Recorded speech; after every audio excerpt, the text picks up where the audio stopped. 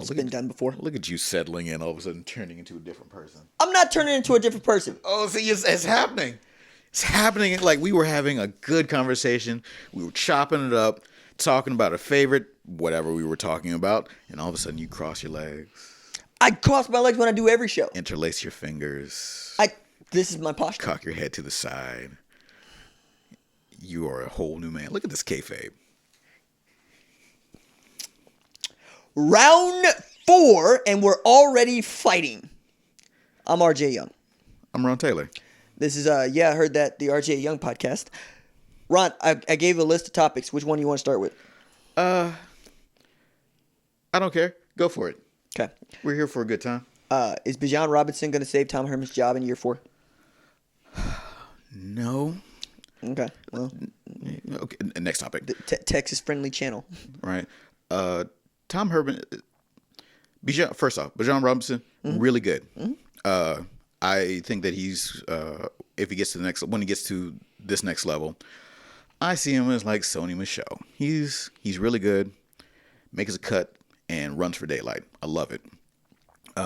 Doesn't care about what's behind him, which is really fine because he's always going to be going the direction that he cares about forward, right?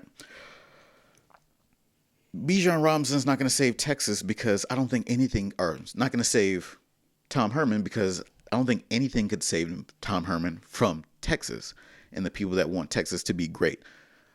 Do you remember what you told me not too long ago about Texas never really being this true old money program that has just tons of years of success? That if you were to look at the years just going back, besides Mac Brown winning a national championship and the Darrell Royal years, right?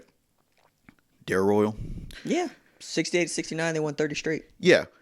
That's kind of it for Texas. They're basically just a Big Ten school down south, which is fine. They got the biggest school in Texas, number one brand.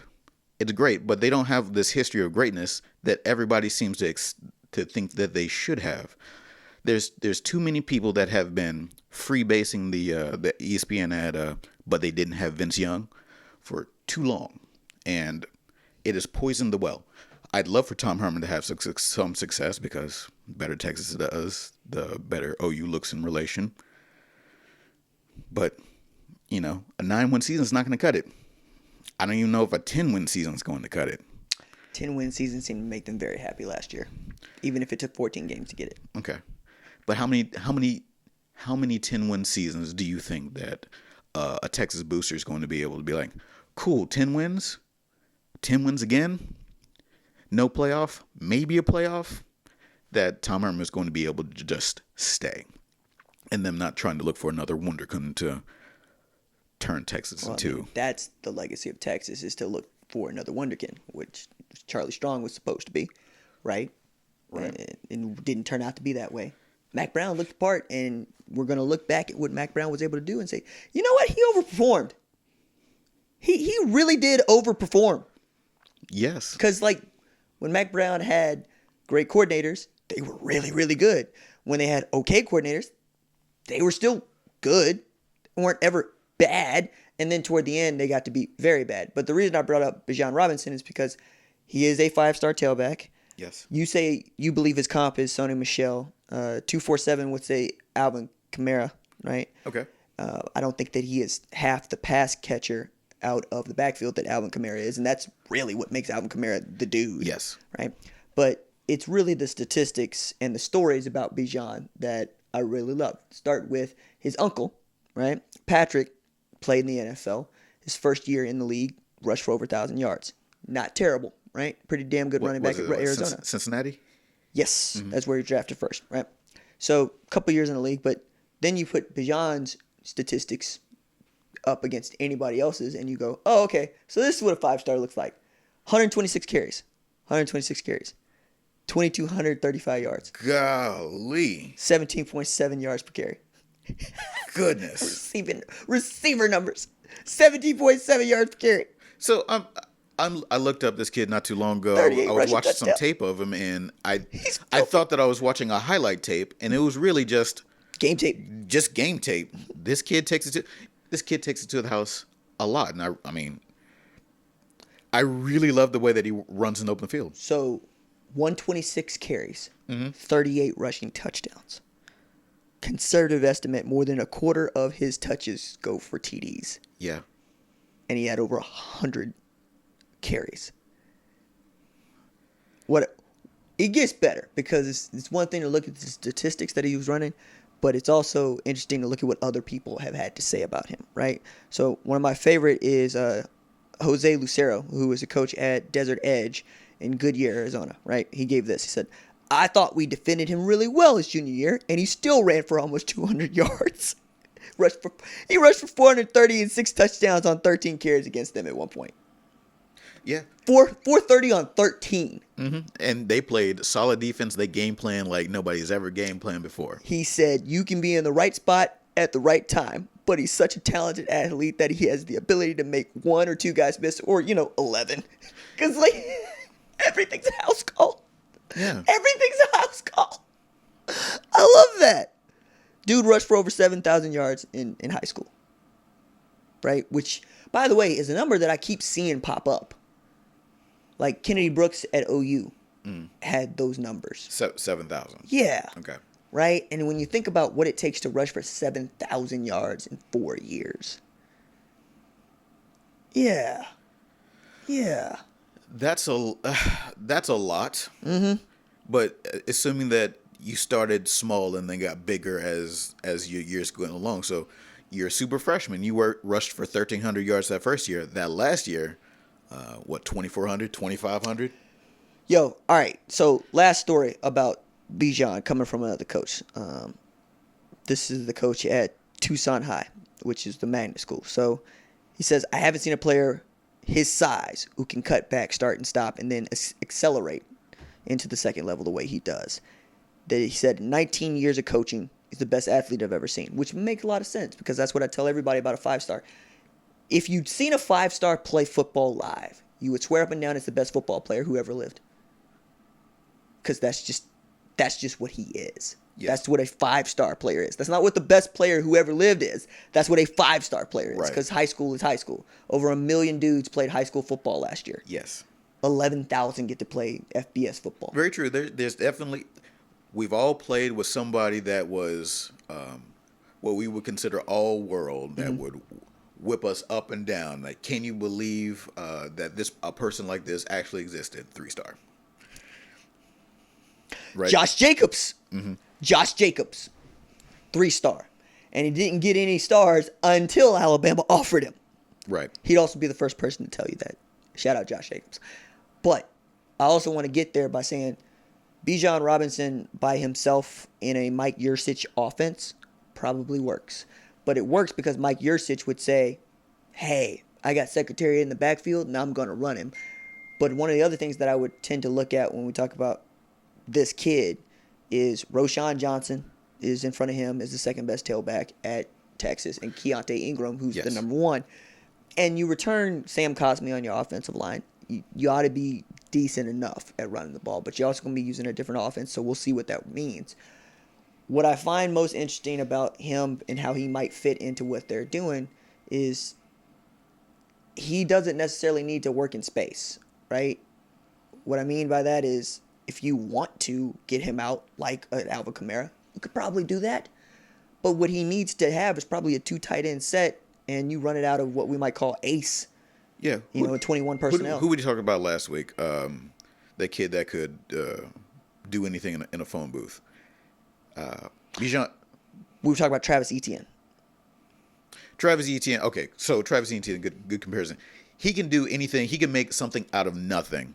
Bijan Thompson is not a something out of nothing type. Bijan Robinson. I'm sorry. Bijan Robinson is not a make something out of nothing type. No, but would you say that he is he a Mike Shanahan back? Yes. Okay. That's what I mean by 2 tight end set. Yeah. So that's what I'm saying. Like, so if you give him a wide lane to run through so that he can make a cut and go, yeah, no, it'll be great. If he has to take a toss sweep and juke, at least if he has to make a person miss, especially if they got him dead to rights, it might not be his speed for Texas. We'll see how it works out how they game plan, or what kind of positions they put him in. I agree with you. I think 2 tight end set, 1 cut and go, and then watch magic happen after that. On the other hand, I also think that they're so thin at running back. I mean, I know that Texas fans are happy about getting Daniel Young going, and we'll see what Jordan Whittington turns out to be. A couple of dudes that not a whole lot of people would know about unless they follow Texas football, right? The dude that I think complements him the best also plays slot receiver, and that's Jake Smith, because if you're able to get Jake Smith out in space, you're going to be okay. Thing is, he plays the same position that Devin Duvernay played last year, and Devin Duvernay was a 10.2 second 100-meter sprinter who was also your best weapon. If they work in concert, I think they're okay. But it also means that your quarterback's going to be more than okay. And I have reservations about whether or not Sam Ehlinger can do the job. So could Bijan Robinson save him? Probably not.